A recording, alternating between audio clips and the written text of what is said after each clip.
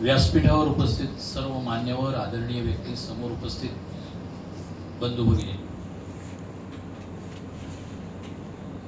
सबनीस सरांनी जरी अध्यक्ष आणि असं करून माझा सन्मान केला असला तरी मी प्रोटोकॉल प्रमाणेच गेलो की मी मध्ये बोलणार आणि अध्यक्षीय भाषण हे सबनीस सरांचंच असलं पाहिजे, कारण तो ते महत्वाचं स्टेटमेंट असेल. म्हणून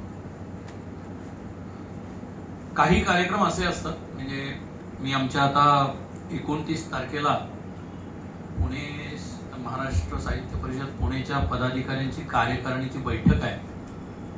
त्याच्यामध्ये मी हे सगळ्यांना सांगणार आहे की अध्यक्ष हा टॅग लावल्यामुळं प्रत्येक वेळेला मला व्यासपीठावर बसवू नका. काही वेळेला मला समोर बसूनही ऐकणं शिकणं महत्वाचं वाटतं, कारण मला कित्येक कार्यक्रमांना कळतच नाही की माझं औचित्य काय आहे. याला कारण एक खूप प्रामाणिक मनामध्ये भावना नक्की असते की मला हे ज्ञात आहे का नाही. जर ज्या गोष्टी मला ज्ञात नाहीत, मला माहीत नाहीत, त्या गोष्टी जाणण्यामध्ये जास्त वेळ दिला गेला पाहिजे असं मला वाटतं. उगाच शब्दसंचय आहे आणि समोर येऊन छान बोलता येतं म्हणून बोलायचं आणि हे करायचं, हे माझं मनोगत आहे आणि म्हणून मला फार चांगलं वाटलं की मनोगत व्यक्त करायचं आहे. मार्गदर्शनपर वगैरे नाही म्हटलं हे सगळ्यात चांगलं झालं असं मला वाटलं, कारण खरंच मला हे मनोगत व्यक्त करायचं होतं.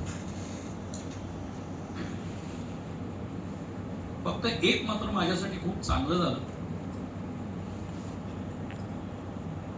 की नक्की आपण साहित्य क्षेत्रातील व्यवहारात नक्की कुठे आहोत हे कळायला सुरुवात झाली. आपले म्हणतो ना म्हणजे पापुत्रे निघत जातात.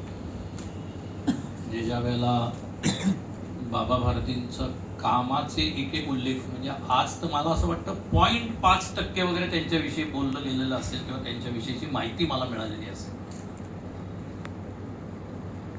माझ्यासाठी ही गोष्ट मला खूप महत्वाची वाटते की खूप शिकायचं आहे, खूप माहिती मिळवायची आहे, खूप जाणून घ्यायचं आहे. बस मला असं वाटतं की आजच्या कार्यक्रमासाठी माझ्या उरामध्ये एवढी एक पंक्ती जरी पेटली तरी माझ्यासाठी खूप आहे असं मला वाटतं, जी मला बऱ्यापैकी प्रकाशमान काही काळानंतर करेल जेव्हा मी वाचायला लागेल, त्यांच्याबद्दल जाणून घ्यायला लागेल. हे झालं बाबा भारतींबद्दल. आणि दुसरं मला देवकर सरांबद्दल एवढंच म्हणायचं आहे आणि मग थांबणार आहे.